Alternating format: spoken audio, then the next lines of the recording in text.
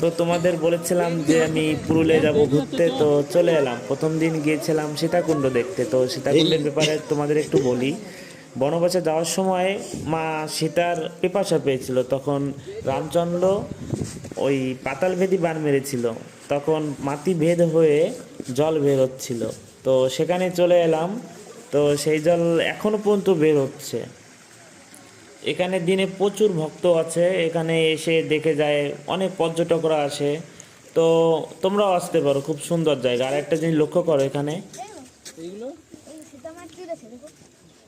কি আছে? এগুলো সীতামায়ের চুল। ও আচ্ছা, লাগানো আছে, দেখে দেবো।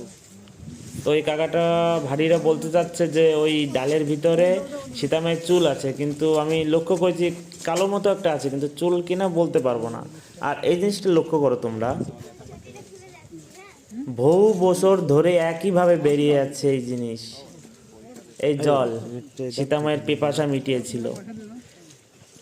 নিজের চোখে না দেখলে এইসব বিশ্বাসই করতে পারতাম না, বহু বছর আগেকার। পরের ভিডিওতে আবার দেখাবো নিচু।